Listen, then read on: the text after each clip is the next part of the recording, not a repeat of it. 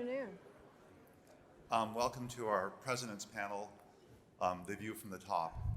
As those of you who were here yesterday will remember, in my opening remarks, I made an analogy, or I invited you to explore an analogy with me, an analogy between the condition of our university system today with the condition of the monastery system in England in the early 16th century, where public trust in this venerated system of institutions, the monasteries, had been dissipated for a variety of reasons. And then with a new king in town, they came under extreme pressure and eventually were evaporated and dissolved within the course of 10 years. Today, that grim analogy aside, and as you know, I describe some ways that I think our university system can avoid the fate of the monasteries by reconciling our university cultures to the wider society in which our universities find themselves. And we've invited this panel to have this discussion with you.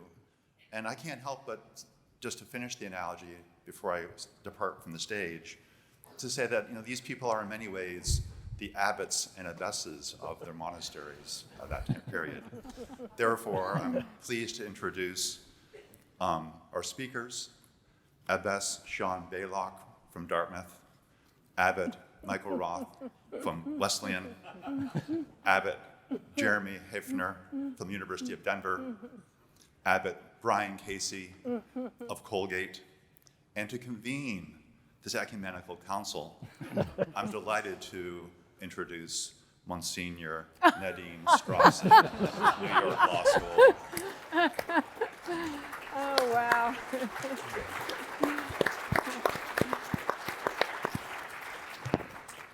Well, I've been called many things in my life, John, but this is a first. Many, many thanks, John, and also for your super inspiring keynote address yesterday. I went up to John to congratulate him, and he said, well, wasn't it too dorky? And I said, that's why we all loved it. We're an audience of dorks, aka intellectuals. So we are so lucky to be able to pick the brains of such an outstanding group of abbots and abbesses, which we're going to use to seek from you, esteemed presidents, if I may, as many specific, concrete suggestions as possible for furthering HxA's goals. I'm going to frame our discussion in line of the three elements of our conference theme: truth, power, and responsibility.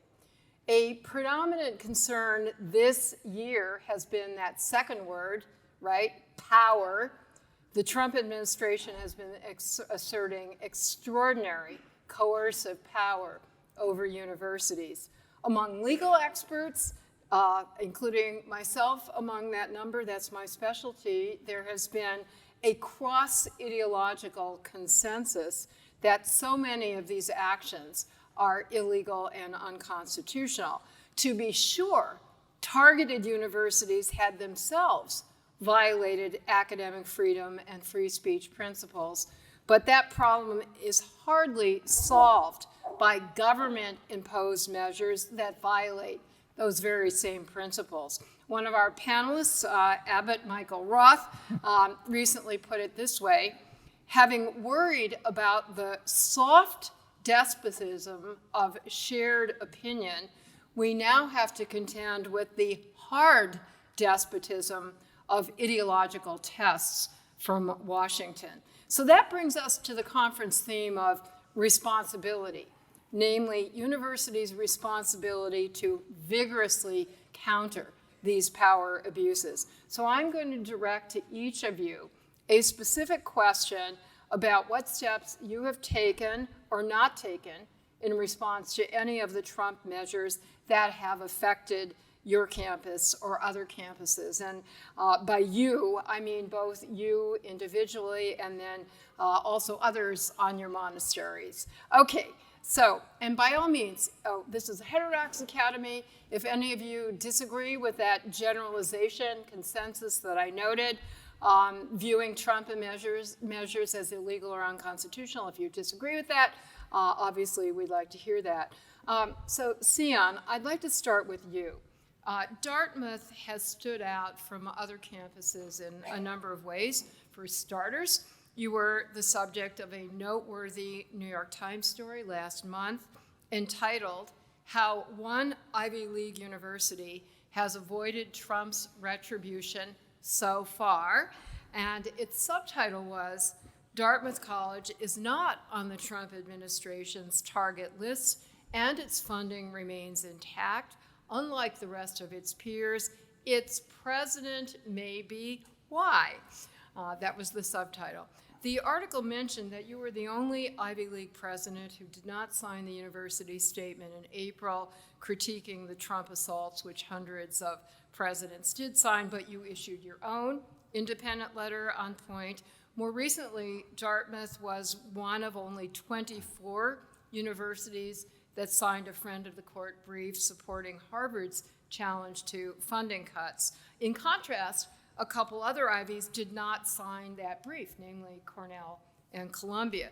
So, Sian, why do you think you have avoided Trump's retribution so far, to quote the Times? And also, why have you chosen the specific actions you have taken and not taken in response to Trump's retribution against other universities?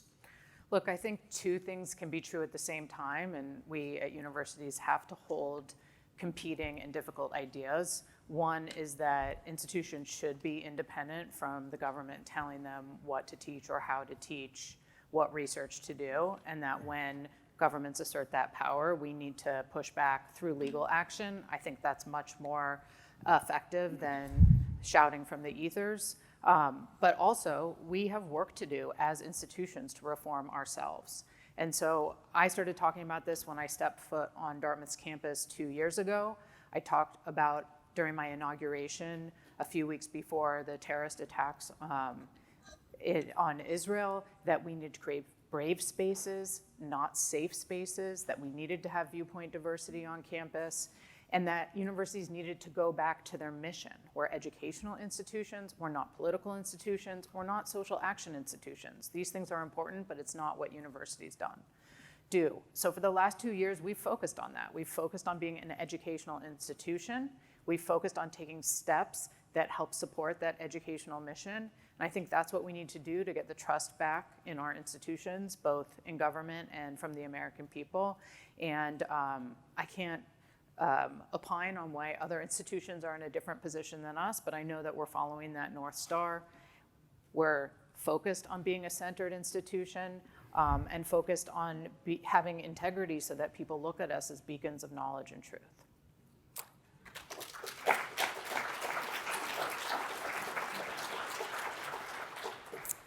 Michael, going back to that apt line of yours that I quoted earlier, you've been an outspoken critic of pre-Trump academic freedom challenges that resulted from lack of heterodoxy on campus, and you've also been an outspoken critic of Trump's measures, even though he makes many of the same critiques of universities. Among your many publications and interviews on point, you recently were the featured guest on John Tomasi's terrific podcast, which I highly recommend to everyone here. It was called "How Can We Fix Our Universities Without Burning Them Down?" So what specific countermeasures is Wesleyan taking, and what do you recommend for other campuses?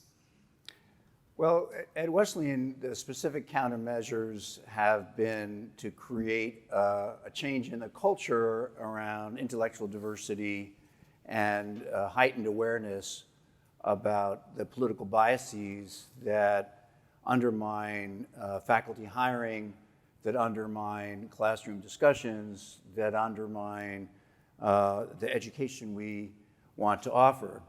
I think I first got involved with Heterodox Academy at the beginning of its existence because I believe, as those folks back then did, that the lack of intellectual diversity on our campuses undermines the work we do and the missions we have. And so that means hiring a more diverse faculty, engaging the faculty we have in discussions about bias, and more recently, having the students themselves at Wesleyan, which is, I have to say, surprised me, a complaint about ideological rigidity among faculty and themselves call for a need for more political and intellectual diversity. But that said, I think right now that would be like talking about needing a better milkshake when the house is on fire. That would be like saying the problem in Ukraine is right now that there's corruption in the mining industry. That we are like, that the anthropology department at the University of Kiev tends to talk about settler colonialism too much.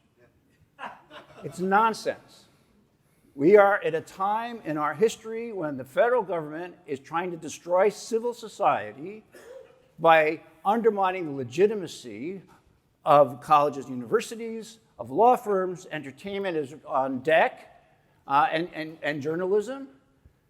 And so while we twiddle our thumbs and talk about reforming the university, people who want to destroy the university are doing so not because we don't have enough Republicans at the Tuck Business School or in Wesleyan's Department of Mathematics.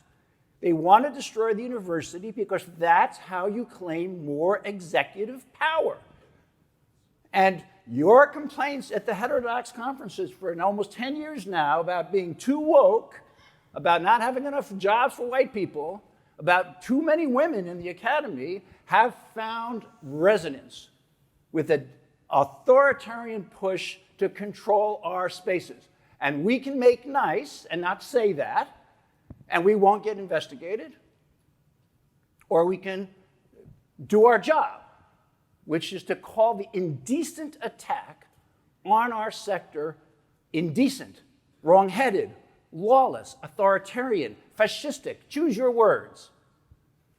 But if you sit there and worry about the sociology department and whether Near East Studies is really anti-Semitic, I think you're doing the work of authoritarianism, and that's where we are right now.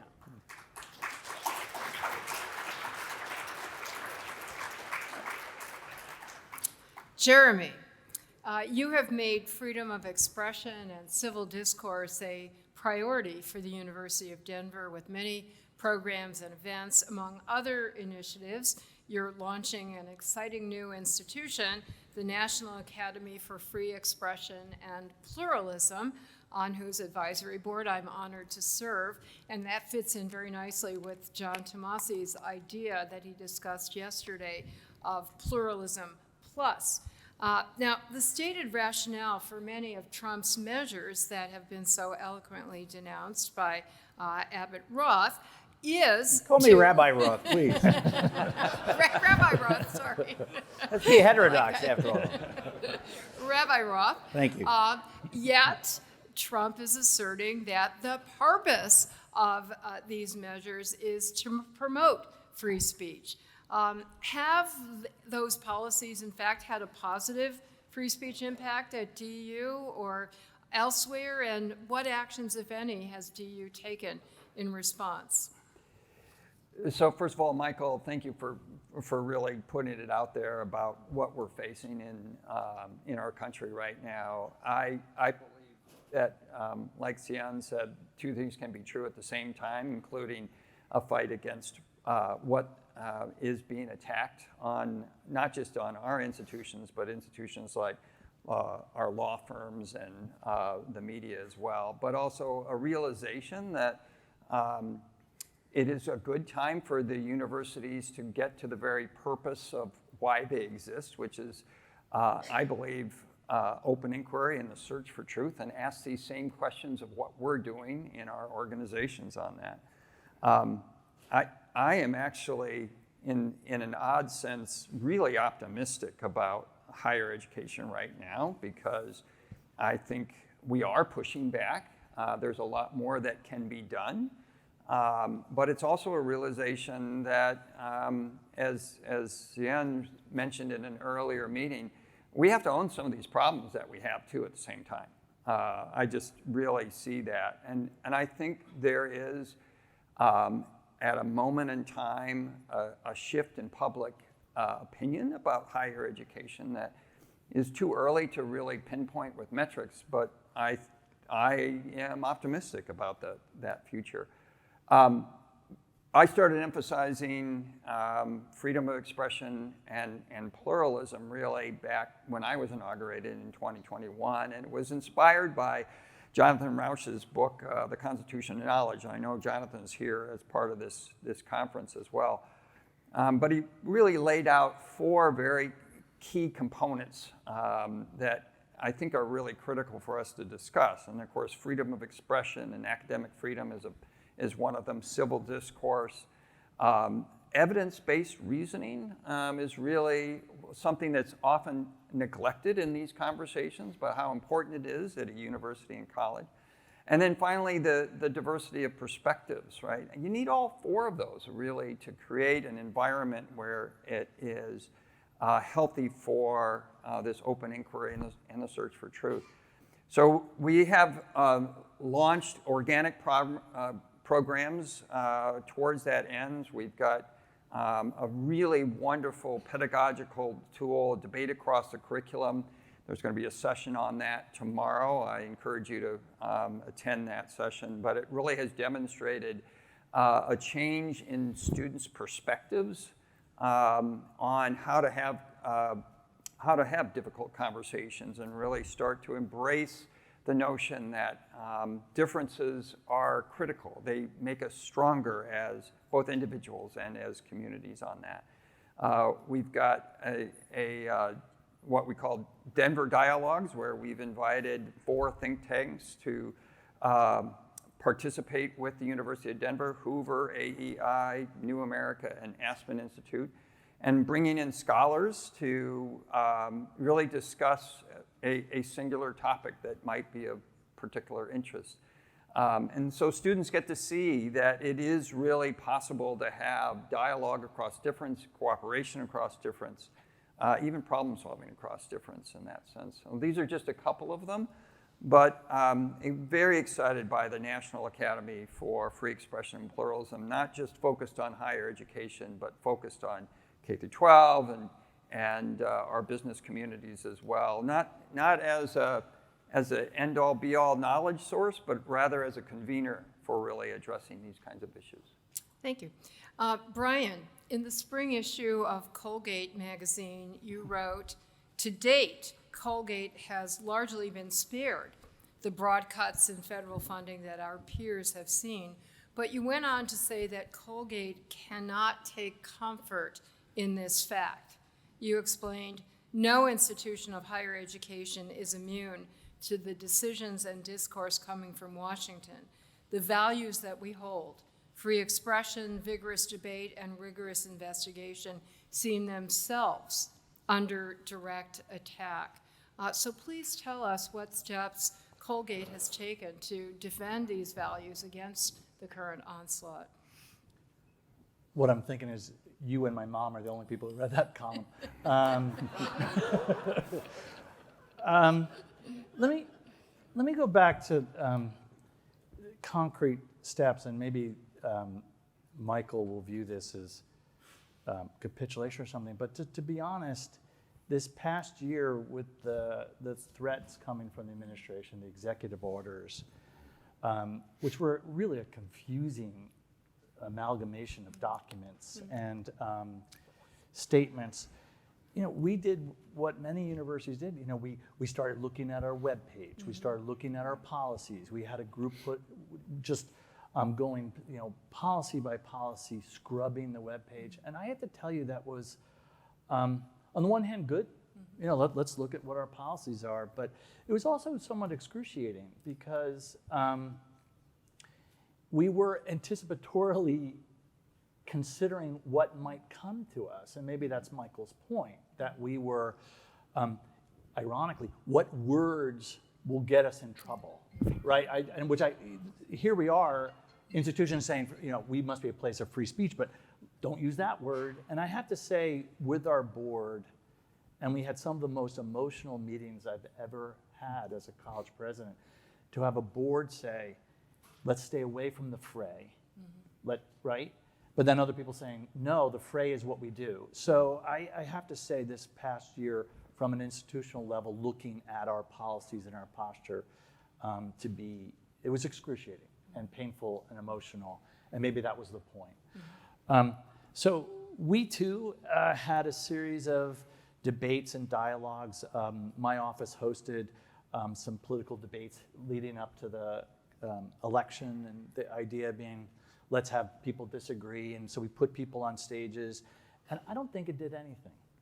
I have to be really honest that we brought people up, and these are fairly public figures, and we said debate, and I could see a crowded audience watching these very sophisticated people debate. I don't think it changed a thing. I think it was entertaining. I think people in the audience were like, oh, I've seen her on MSNBC. I know his shtick. I don't think it did a thing. In all honesty, I'm not sure our pronouncements and our events changed things as much as what I think really happened is we have a faculty very dedicated to working with our students, and day in and day out. And I think our dean of faculty is here, and she has had multiple events at her home where in small settings they've debated really challenging things, sometimes just with faculty members. So I think that stuff is a whole lot more important than, look, I can tell when I'm writing pronouncements. I can feel it in my voice when I'm sending emails to the campus. It's like, oh, it's that guy. But I really think it's more about, I think I said this in a pre-panel, Tuesday at 4 rather than Friday night in the auditorium is more important. So I think that's more important. So I've given you a mess of things that I don't think really adds up to any coherent answer. Well, it's a very excellent segue to our third conference theme, which is truth. Obviously, the search for truth, and which all of us at HxA believe is the core mission of the university, and for campuses and monasteries to effectively pursue their core truth-seeking mission, they must promote viewpoint diversity. This is also a concern that Donald Trump has invoked as an asserted justification for some of his power grabs. Sian, in your inaugural address, which was less than 2 years ago, I'm sure it seems a lot longer ago, right? You listed a number of concrete steps for promoting viewpoint diversity and open inquiry. Could you share some of those and how they've been faring? Yeah, I just want to say that I think it's a totally false premise that Michael talked about to say you can make nice and not be investigated. This is not about just shouting from the rooftops. It's about actually doing the work to be the kinds of institutions that we want to be. And there's many ways to do that. And that's what we do. We do it through dialogue on our campus. So Dartmouth, about 2 years ago, and we have our director, Christy Clemens here, rolled out Dartmouth Dialogues, really an institution-wide emphasis on having different viewpoints and building that muscle to have different perspectives on campus. So in addition to having debates and folks come in to talk from different views, we also believe that we have to teach our students how to see each other across difference, see the common humanity in each other, learn to come together across personal and political divides. So every one of our first years now takes part in dialogue training. We have faculty who are doing it. We've done special topic series where our faculty in Jewish and Middle Eastern studies have gotten together to lead open debates to model how to have dialogue across difference. We just did one on immigration. And the goal is from every part of the institution, from top down, declaring that we as an institution are not going to take political stands on issues unrelated to the institution because that quells dialogue, to our departments, to infusing in students the power to have really difficult conversations and not get shouted down by their peers. And I think that has to be across the university. When your president is taking a political stand that is unrelated to the mission of what's happening at the institution, it quells dialogue. Is there any evidence of that? Yes, of course there's evidence I have not, of because that. I keep asking, what's the empirical evidence for that claim? I've not seen any. Yes, of course there's evidence that people feel when someone in power from the psychological literature is taking a particular stance. I'll give you an example, the Ash experiments, where they brought students into a room and they said, judge the length of a line, of a ruler. Every student in there was an actor except for one student. When the actors said the length of the ruler is 3 feet, when in fact it was 10 feet, that last student also said it was 3 feet, because when other people in front of them make statements that move in a particular direction, it pushes people to conform. And that happens with not just presidents, that happens with one another. Of course, but you have to then you do would- that as an institution. The idea is that people feel the individual ability to speak their own mind, so that it's not an institution or someone in power imposing on them a particular viewpoint. As you know, the data from psychology is very clear about this, and it's very the clear data- about how we move into thinking in a particular view or being afraid to speak our perspective when a dominant majority is saying one thing. Michael, I'll let you have one last word for now, Yes. and then I'm going to move on to another topic. But I think this is a wonderful area for some of our social scientists and data researchers to investigate, to answer Michael's question. Yes, well, I think there's seminal fundamental psychology research showing that's the case. Not about presidents. Well, we can extrapolate to people in power. I mean, that's what you do in social sciences. There's And not that's an why there's no- experiment. that's right. Okay, There's well, no thank, evidence. thank you so much for surfacing this very, seriously, very important issue and two different perspectives. Michael, I actually wanted to ask you the next question on, because you have long, on this issue of viewpoint diversity, you've long advocated what you call affirmative action for ideological diversity, and that doesn't mean, I think, like affirmative action in hiring faculty candidates. Maybe I'm wrong about it. You're wrong. Yeah, it does. In a 2017 Wall Street Journal column called "The Opening of the Liberal Mind," you discussed many specific steps that Wesleyan has pursued, and you also wrote a follow-up journal column just last month.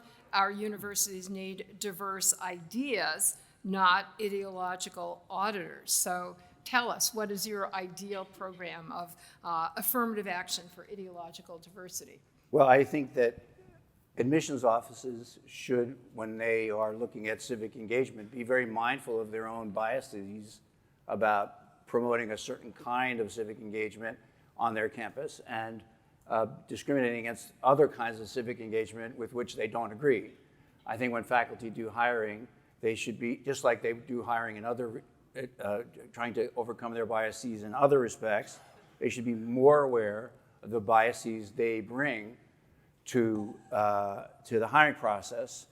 People who have the ability to raise money and create new positions can use that to engage in affirmative action. That is to realize that our department has an ideological imbalance, and when you have two people who are very, very qualified for a position, but you have less ideological balance than you want, and you use affirmative action, or something like affirmative action, to hire the person who will bring intellectual diversity, just as we've done for years in targeted opportunity hires, most of our schools have done, to have racial or ethnic diversity on campus. But so I do think an aggressive stand to make people who do the hiring more aware of the biases they bring to that hiring over time can have some effects. I have to confess, I haven't seen great effects at Wesleyan. I mean, people are now talking about it without disdain, but I haven't seen that the hires themselves have changed all that dramatically. There's some on the margins. I think the issue around institutional neutrality is one, you know, we've debated. Michael and I like to spar. We've yelled at each other about before. I find it odd that we can even talk about it because I think you have to be quiet. Given the neutrality issue, I know, just a joke. But I think the for me, I guess I'm just a suspicious guy. I'm very suspicious now of the mania for viewpoint diversity and the entrepreneurship that's been unleashed. If you go outside, you'll meet many people who are selling viewpoint diversity programs. We have viewpoint diversity centers. So I'm just a natural, because I'm an academic, I don't believe you should be in accord with your society. I just think you should be in some tension with it. So I'm very suspicious of this. We're doing it too. Because you have to do certain things. But I worry that this is a new form of conformism. that what I always liked about Heterodox Academy was that people were angry at each other, they yelled at each other. It was an interesting mix of voices. What it worries me is that we're all going to think that like dialogue across difference is the answer to fascism. And I just don't, I'm suspicious of that. I am suspicious that until the October 7th attacks, only 8 schools have declared themselves with institutional neutrality, most of which never obeyed that. The presidents did make statements about 9/11, about other things that happened in the world. But since October 7th, 140 schools have found religion, to use John's metaphor. And as a heterodox person, and as a Jew, I'm very suspicious when my compatriots find a new religion, be it viewpoint diversity or be it institutional neutrality.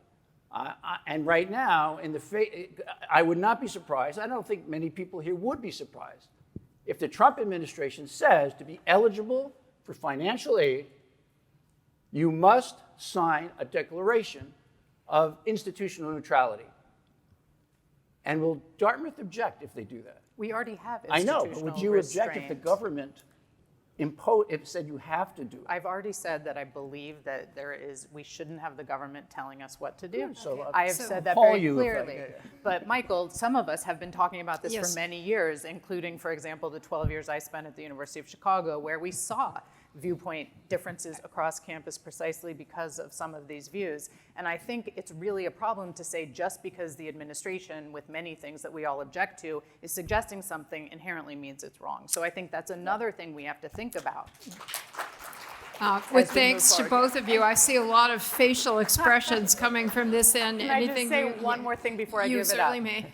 I think the most important thing that Dartmouth is doing around dialogues is not about having different viewpoints on campus, although I think that's important. It's training as a muscle, the ability for young people to have conversations with people that they don't have the same backgrounds, beliefs, or values. And I think a lot of that muscle has been lost through TikTok and the internet and COVID. And I believe as a psychologist that that's something you can learn with practice. For example, last time we were on this stage, I learned more not to yell at you this time. I'm learning through practice. I hadn't noticed.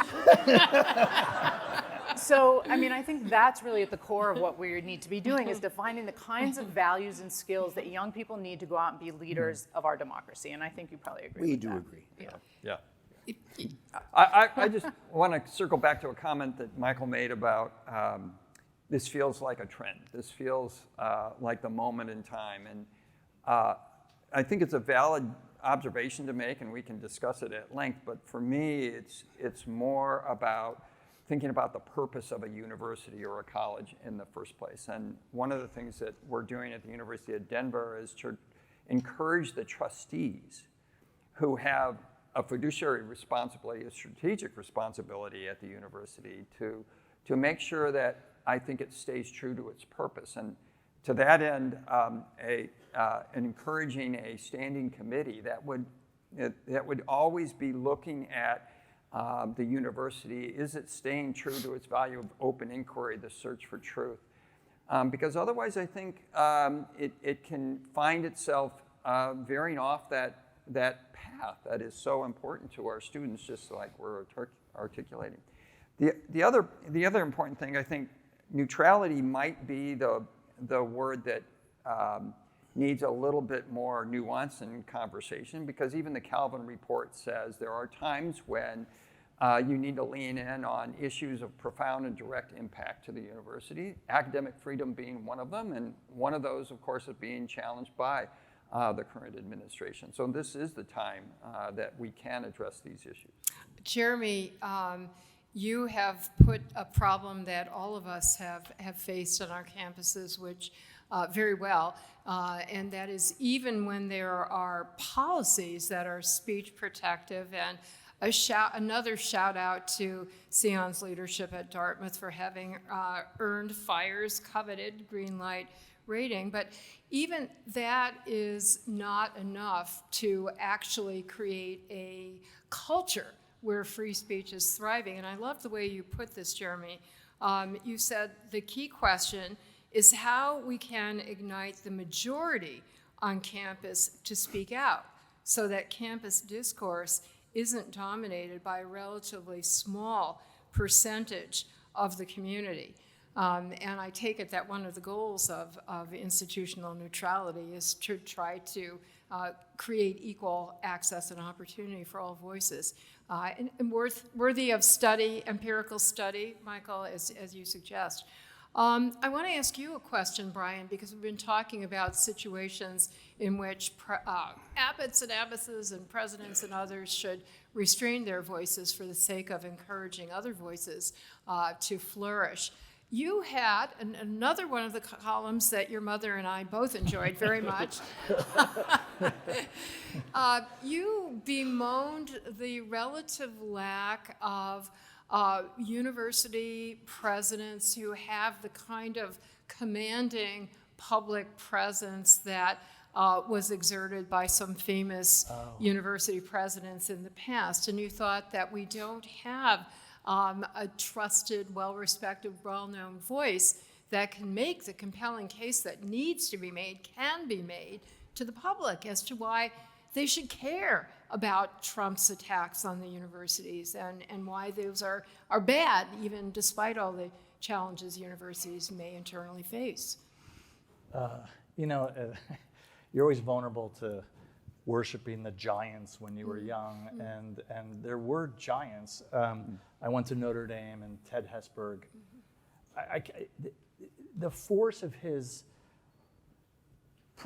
presence, like the sense of moral compass that he had. Now, maybe this is a Catholic institution, and he was the abbot in charge.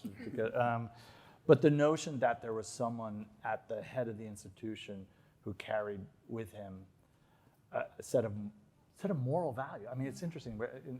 It's not just ethics. He had a moral compass about him. And then we were talking earlier, many of us had connections to Bob Zimmer. And watching Bob engage in this work was probably some of the most influential moments of my own life. I was at Brown when he was really pushing this.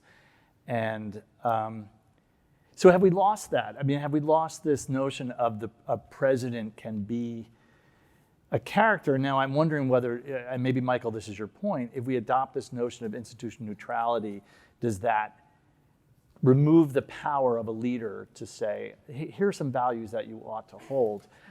Just an example here was Colgate, like many other places, we put a group together to say whether or not we should adopt a position of institutional neutrality. I think some of the people who worked on that committee are in the audience right now. It was quite difficult work, and we did adopt a posture not of neutrality, but of we will not speak of these issues except with limited exceptions about the institution. And here's what's really, I found this fascinating. Walking around the campus, and I live on the campus and I walk my dog at night, so the students know me quite well. What was upsetting to them was they thought, well, we're never going to know what you think, Brian. They don't call me Brian. We don't. And I remember thinking that was disturbing to them, that they wanted that. And I said, but have we gotten ourselves into our own trap of someone can't speak anymore? Now, I do feel very comfortable with.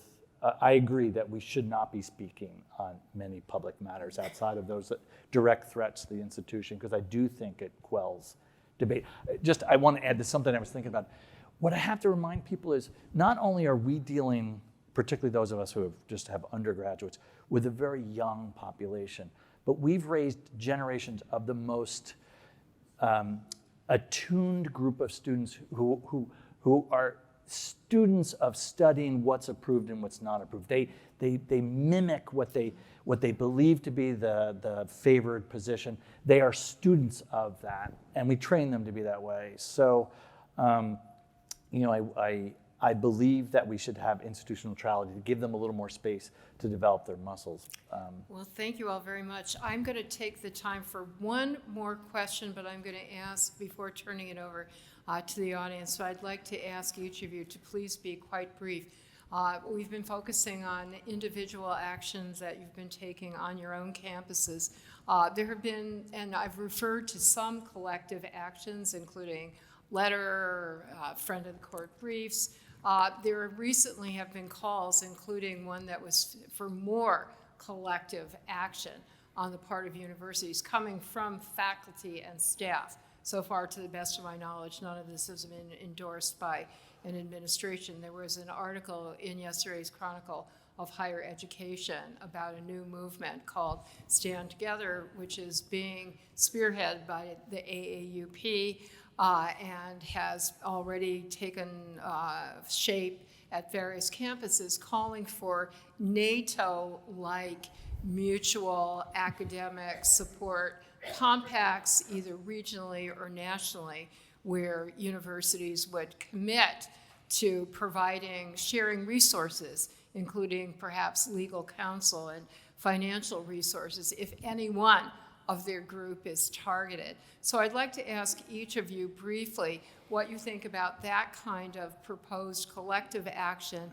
Is there any other collective action that you think universities should be taking? Going down the Sian.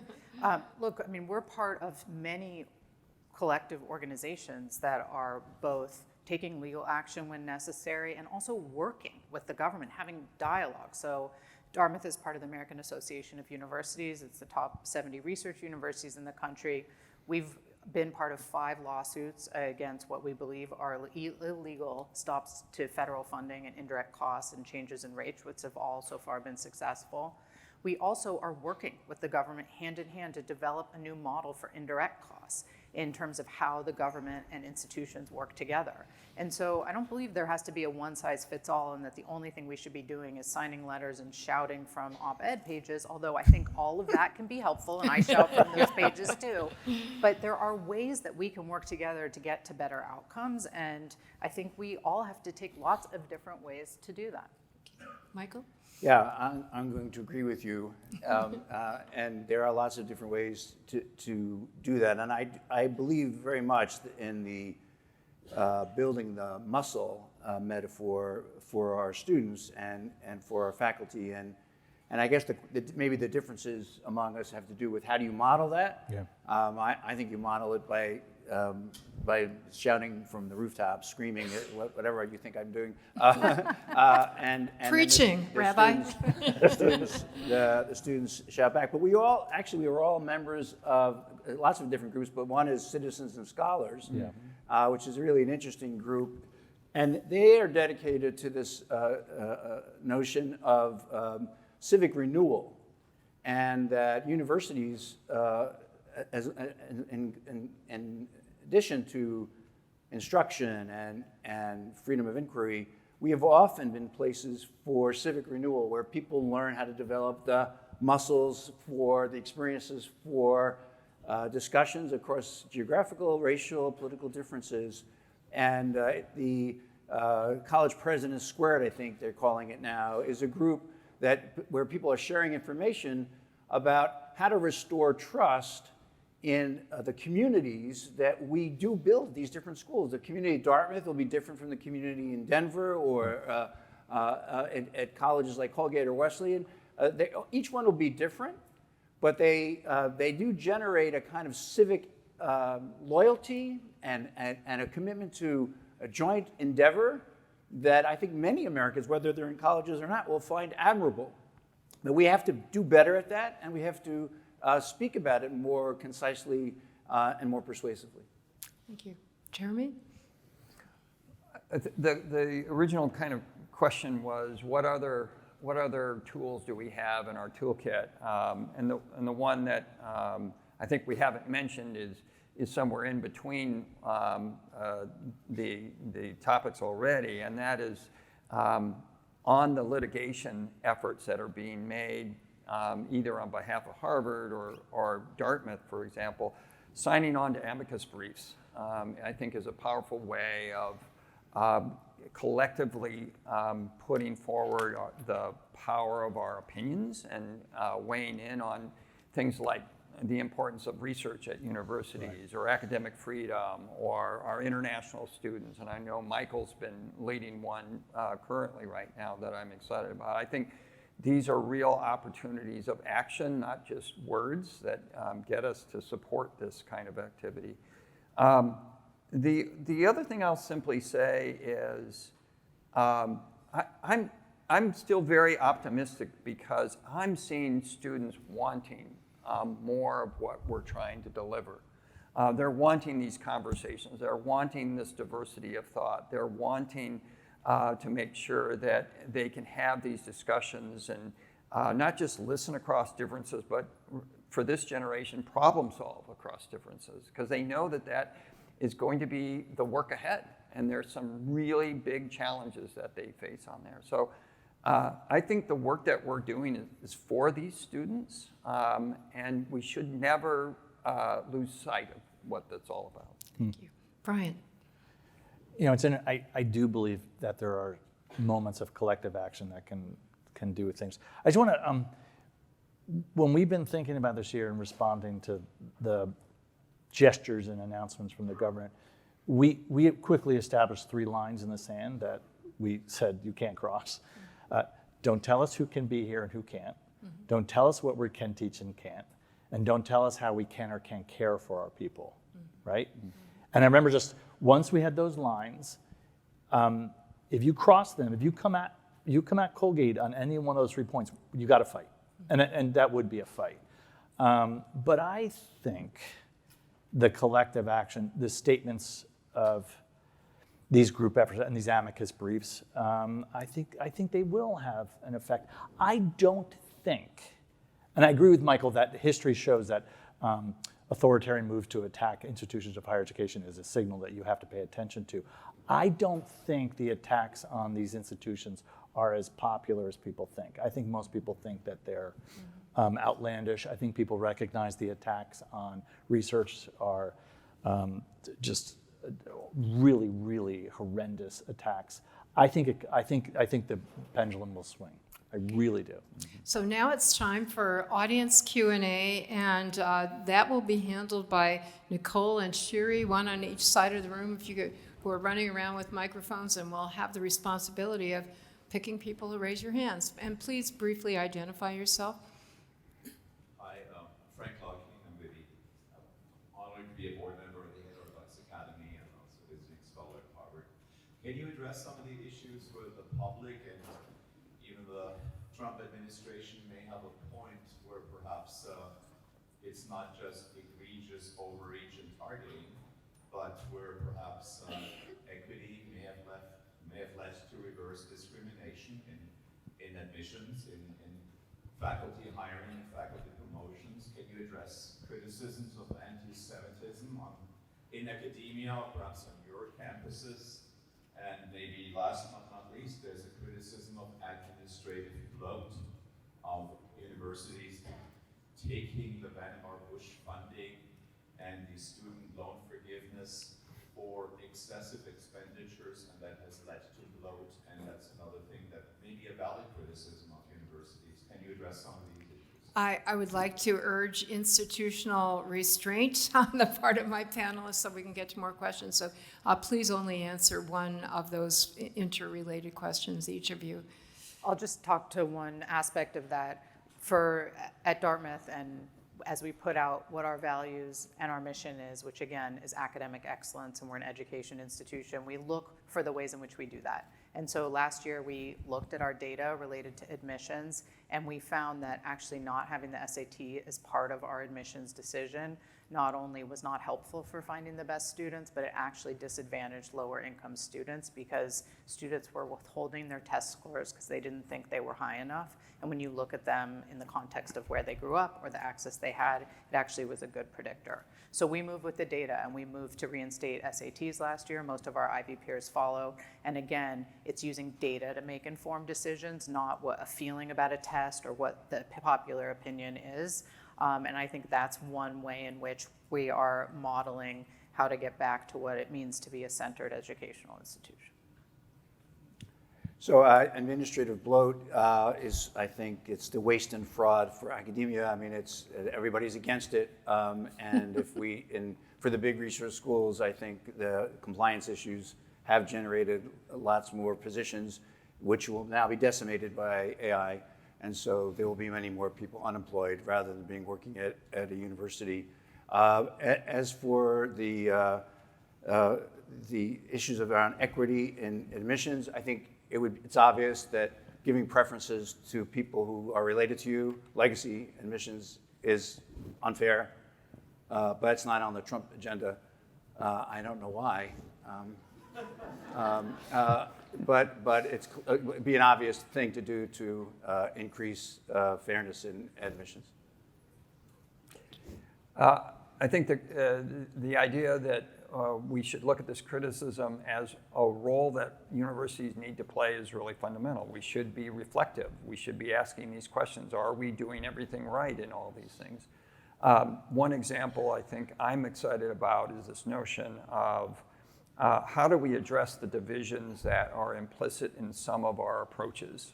Perhaps it's in the DEI space, and how do we start to build bridges? So that's why I'm a huge fan of pluralism as a platform for building community and belonging, while still respecting the differences and identities that are so prevalent in our universities. Brian? Super fast, because I know we want to move on, but the fact patterns that higher education has experienced over the last couple of years has been as deleterious as you can get. First of all, it seems like so long ago, but the Harvard and North Carolina admissions decision before the Supreme Court put before the nation two fact patterns. And now it just so happened that Harvard's fact pattern of the percentage of students coming into the institution through special channels was unusually high. So for a year or so, the Supreme Court case coverage was showing that admissions is corrupt in higher education. Second, I don't think it sounds so unrelated to this, but the very fact that college athletics have gone from being something small and kind of charming to being this billion-dollar industry with hundreds of millions of dollars flowing around, no one knows why, is quite terrible for us. But the final thing is this, and I've been a college president for 17 years. 17 years ago, I was not getting a daily influx of news about some crisis on a campus. And like we all get the Inside Higher Ed, the Chronicle of Higher Ed, which these emails, which is like, this horrible thing has happened in this campus. It's really easy to take that deluge of crisis, to think all of higher education is in crisis. All leaders do not know what to do in a crisis. When I think most of the time, a lot of what we do is actually really quite excellent, with a lot of incredibly dedicated faculty members teaching really hard. So I think a lot of this crisis is sort of this media deluge that is just nonstop. Next question, and I'm not calling on people. Among other things, I can't see I with the can't see a lights in thing. my so hopefully one of the mics will find one of the next questioners. Hello, Justin Califf, Rutgers University. Question for Michael Roth. You said that you're worried that the push for institutional neutrality might just be trendy, or maybe people are going too far into it. There are some institutions where I think neutrality is considered by everybody, and I think you would agree, to be fundamental. For example, courts of law. You want to be sure that people have a fair trial, so the law court and the jury have to be as neutral as possible. As I see it, a university is a place where ideas are put on trial, and so for similar reasons, we want them to be. We want universities to be places of neutrality in inquiry. I'm curious about why you disagree if you do. Well, I don't think a university is like a courtroom and that ideas are put on trial. And I think that the presidents and deans of a university can participate in inquiry and debate and sharing of opinion. And it could be different at different schools. Surely there are places where when the president speaks, folks are more likely to agree with that person. That's not my experience at Wesleyan. I generate disagreement wherever I go. And I think that's part of my job, actually, is to model conversation. And it's never been the case that people have spoken out on everything. President, if you just look at the data of what presidents said, even at Chicago or at Barnard, when you were president there, or when people have been president elsewhere, people have never spoken on everything. I mean, our rule at Wesleyan it's always been pretty simple, like don't say stupid shit. And that's institutional restraint, I guess now. But all of this was driven since October 7th. It's been driven by fear of controversy. Right. And because the principle has been there since 1967 when it was generated by fear of controversy because of the Vietnam War and the Civil Rights Movement. I think we should participate in the controversy, at least I should. I mean, in other words, like at other campuses, it might not be a good idea. And I don't talk about lots of things because I don't know lots of things. I have nothing to add. So but the fact that you would need a committee, a task force, and a report to come up with a policy that says don't say stupid stuff about things you don't know a lot about.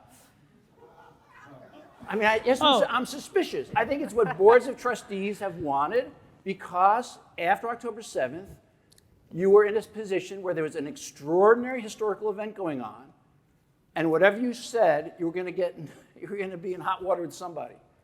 And so a principle emerges, don't say anything. And I don't think actually that's a principle.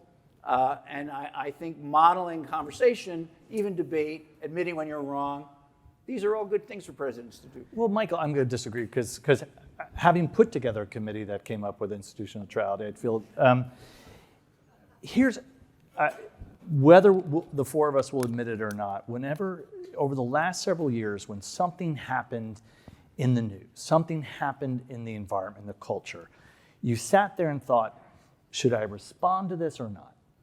Right? And it wasn't some sort of platonic, the right thing to do is this. All of us, because we're presidents, you're like, okay, what's the mood? What are other institutions doing? We were watching, right? So in some ways, and this picked up, again, like this was not the case 15 years ago. The sort of, when will the institution issue a statement about something really accelerated over the last couple of years, and that's probably social media, it's a bunch of things. So I think getting the campus to say, wait a minute, we've gone too far on the when will the statement be issued by the institution, and was it the right one, and did they use the right words? I mean, like sometimes you issue a statement like, well, that was sort of weak. And you're like, oh, you can't, you gotta nail it exactly right. So I think having a large group of trustees, students, faculty, and staff say, what ought we do here? And they came up with the notion of, we really have gone too far. We should only speak to those things that threaten the institution. It was actually a really good thing we did at Colgate because people watched us wrestle with this, and we came up with something that seemed to be appropriate for the institution and of our values. So I thought it was a good thing. And I'll just say that I agree that the idea of an institution is to be a place where people interrogate ideas and push at each other. And the mechanism of institutional neutrality or restraint is designed to get there. For example, Right. Our policy doesn't just apply to me, it applies to our departments. Our English department is not supposed to issue a statement about something unrelated to their field, although they can come together and vote anonymously and put together a statement if they would like. But I don't want a student who maybe has more conservative leanings to not want to go study English because they feel that the department is taking a political stance in another direction. The idea is to open up the aperture for dialogue and debate. Thank you. Next question. I'm concerned that one of the reasons our universities have taken credibility hit in recent years has been a steady string of disclosures that seem to indicate that we perhaps tolerate too much incompetence and sometimes even dishonesty within our ranks. So I'm thinking about the replication crisis, a set of high-profile disclosures of plagiarism, of data fraud, and even smaller ball things like publication on social media of peer-reviewed publications that are really, really terrible that just happen to be left-wing. And I'm worried that the accumulation of this evidence is undermining the claims of our institutions to stand for excellence and probity in a way that is actually hurting us right now in the current people's struggle. And so I'd love to know, from your perspective, am I right that this is a problem, and what do institutions need to do about it if so?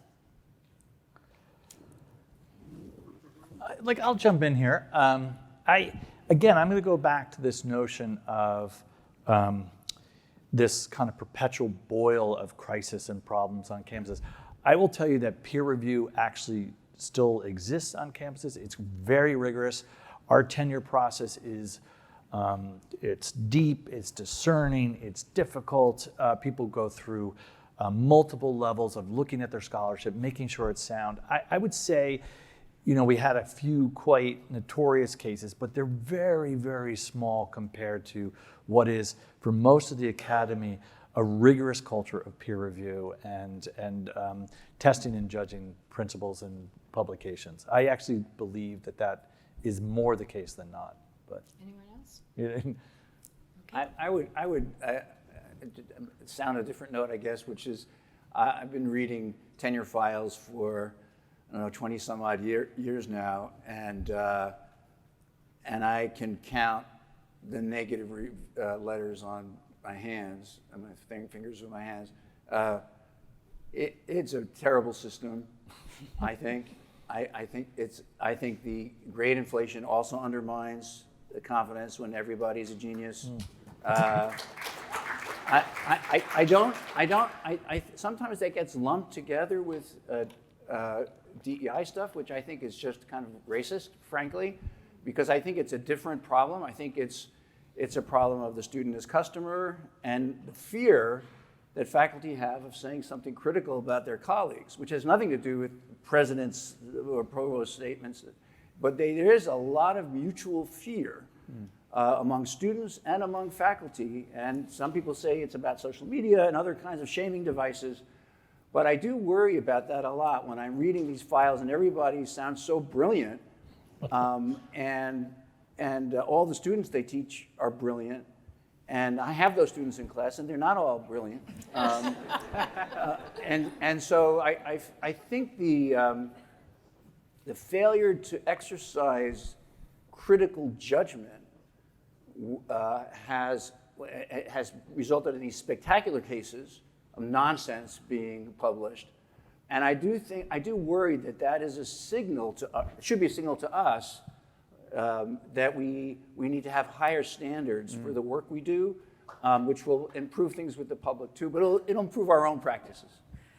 I totally agree with especially the grade inflation issue, and as I read tenure files too, I mean, the whole point is to have committees in place because the letters are not that informative, right? They're not great signals. On the grade inflation issue, this is a problem that is not one institution. Right. It's something that has to be done across institutions. And I'll just give an example at our medical school. When we decided not to have grades in some of our classes, then there was just a push for students to run into every other thing where they could get some measure of a credential or something else in research and others. And so I don't know what the answer is, but it's about how we are looking at the credentials or the information that our students are coming out with. Because I guarantee if we decided not to give grades, or we could really get back to a place like that, students will just go for other things. And so, and then if everyone coming out of Dartmouth has a median, a forced median, which we do in some of our classes, then they look different compared to everyone coming out of other institutions. So I think this is a place where collective action could be actually very helpful. Thank you. Next question.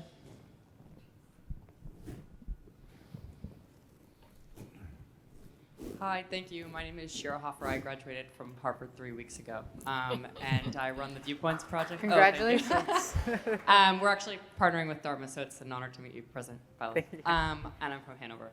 I'm wondering about the different types of change that can happen in cultures around viewpoint diversity, and seeing that when there are visionary kind of presidential leaders like you who are championing this issue, how is that kind of trickling down to the students? Because, for example, at Harvard, we had this project called the Intellectual Vitality Initiative, and they did a senior survey. 40% of the students didn't know what it was, and 40% thought it was a bad idea.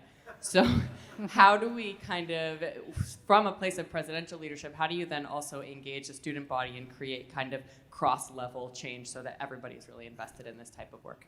It's a great question, and me just saying it, is not going to get us there. I totally understand that. for us and our executive director of Dartmouth Dialogues, Christy Clemens, who's here, is really working on empowering the students. I think one of the best examples at Dartmouth is we have one of the only bipartisan student-run political unions in the country that's run by the head of our Dartmouth Conservatives and the head of our Dartmouth Democrats. And we basically have said, we will raise funds to support you in what you want to do. And the students listen to other students. And so this year, the DPU, the Dartmouth Political Union, had a debate between Kellyanne Conway and Donna Brazile. It was amazing. And they're friends. And all the students came. They did a debate between Cornel West and Robbie George. They've had conversations, debates around DEI, around immigration. I think what we can do is empower the students to want to do this work, and they're going to listen to each other. And so that's one of the things that we've really been pushing at. And the way we've done that is just got rid of boundaries. You want security, we'll pay for it. Speaker fees, we'll pay for it. You go do this work, and we're there to support it. And I want to do more of that. I couldn't agree more, but I do think that there is a need for toolkits to help our students really get engaged like that, to understand that, yes, they do have the empowerment, but how do they go after that? I think that's a role that Heterodox Academy could play for us. I think that would be significant. Agree. Okay, I was told we could go slightly over time because we have a long lunch period, so I'll take one more audience question and then give an opportunity for some closing remarks to our panelists.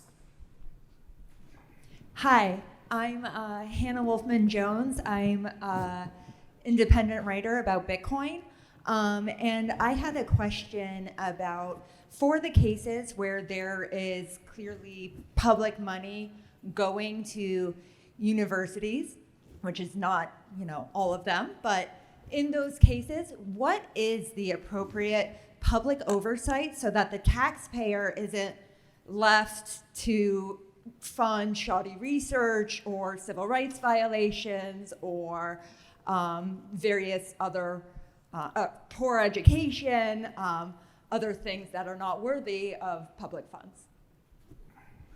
I mean, I think we have a partnership between American universities and the government, and that partnership is being called into question. And so on the research space, we are, for example, developing what a new partnership would look like, what new compliance looks like, how we think about how we work together as entities. And I think when you have government university partnerships, both have a responsibility there to put in place a series of processes that they both agree to abide by. And those are in place now. Yeah. In other words, every research grantee has a contract with the government, and they have to report on whether they performed the tasks that they had said they were going to perform. The government has canceled those contracts. Right. They've canceled the contracts around indirect costs, and that's one of the subjects of your, or changed the terms. Yeah. And so I think that there's been a lot of efforts at compliance from the federal government, which has led to administrative bloat, but are necessary ways for the government to ensure that its investment in higher education is being used correctly. But I think we can also do that better. And it's one of the things that we're working with the American Association of Universities, with NIH and others, to come up with new mechanisms. Like if you look at a chart, the percent of issues around compliance have gone, it's just a real hockey stick. There are better ways to spend money on the research and not necessarily administrative bloat or things that are extraneous. And I think it is okay to renew and look at the partnership. We have to do that in a way that we both agree with and abide by rules and regulations. And that's where we're trying to get to. Let's not forget about the accrediting agencies, right? We're all incumbent to respond to the sense of quality that they establish. I think a dialogue on, are they being effective right now enough for us to live up to those standards, is a part of the conversation we should be having. But I would offer the accrediting bodies are an important role in that question. I think it is worth noting, I think, that many of the grants, apart from the Harvard tussle, many of the grants that have been canceled have just been deemed ideologically inappropriate, as the cancellation letter says, because they are no longer in accord with the priorities of the administration. Right. So this isn't, it's just very clear There is an ideological litmus test being imposed by the Trump administration on research. And if you're doing research on topics having to do with subjects that the president finds offensive or disturbing, your grant got canceled. And if the word diversity if it had to do with black people, it was much more likely to get canceled. So this has nothing to do with, crises of data management or replication. This was a pure ideological move to ensure conformity on the sector. And there are other things we can do better, for sure. And these two things can be true at the same time. Okay. For final words of wisdom, I told the panelists I would ask them to share with us what advice they wish they had received before they became presidents, or what advice they would give to somebody who is considering becoming a college or university president. There was just an Atlantic article by a great writer, Rose, who I know you've talked to, that it said the hardest job in the world, and it talked about being an Ivy League president, and I think all of us as presidents. And I saw her in DC one time when I was there, and I got to show her the text my mother had sent me with the article saying, "Hi, sweetie, do you think this is true?" So yeah, I mean, I think it is such an important job, but a really hard job. And the advice that I always tell myself, and that I try and remember, is that the goal is to have a set of values and live by them, and that not everyone is going to like that or like what you're doing, and that's okay. And I think that's what we need to do as leaders of such important institutions to America and the free world, is to put those values out there, be clear about them, and live by them. Raise more money. That was the, I do think that you can love your faculty, you can love your students, but everybody does that. What the president can do that uniquely at these schools is to bring resources that otherwise wouldn't be there, so the institution could pursue its mission. Not our mission, but the institution's mission. And I think that as president, one of the most important things that at least I've found that I have had to learn and still need to learn is to try to hear those people who are part of the ecosystem of your university, but who are on its edges, either because of their ideological differences, because of their physical differences, whatever the reasons, their cultural differences, and make sure that they can thrive. Because if those people on the edges, on the margins, can thrive at your institution, lots of other people will thrive even more. And because conformity is such a powerful force in our country these days, and at universities, and to disrupt conformity, which is, I think, what this organization is about, is something that presidents should work hard on. From a piece of advice, I think, I would say that there's many things that a president or chancellor needs to do, but one of the most important things, I think, is to give a sense of hope and a sense of optimism for the community. I think it's really important that we remember that what we're doing, whether you're a president or a chancellor, or whether you're someone who mows the lawn at the university, you're contributing to a noble cause. You're educating future generations that will have a deep impact on our communities and support our democratic ideals. It is so important to remember that higher calling is can easily be forgotten, but so important. And so that's my advice. Thank you. Brian. I'm going to quote something that was in one of my magazine columns that you didn't bring up. I'm really I would have brought it up if you didn't. I know what it's going to be. No, it's like I was on an airplane recently, yes. And thank you. There's a test. I love that story. And as a frequent flyer. Like, there's always this moments like, what do you do? I work at a university. What do you do there? And it's, at some point, you're like, well, I'm a president of a place. And like, a while back, people were like, oh, wow, that's like amazing. So I was on a flight recently and I said, I got to I'm a president of a college. And my seatmate, she put her hand on my forearm and she goes, oh dear. It's like, wow, bring the bourbon. I know it's 10 in the morning, but no, I have to say I'm quite worried of what's going to happen. Who are going to be the next generation of leaders of these really important places? And I get worried, all of us are in athletic conferences and different consortia.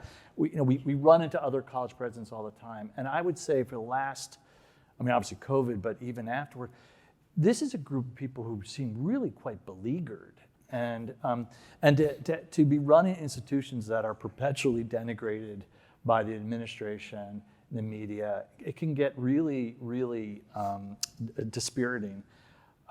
So maybe I'm just repeating what you just said, Jeremy. Just like, I think these jobs are really hard. Your constituents rarely line up. People are mad at you all the time.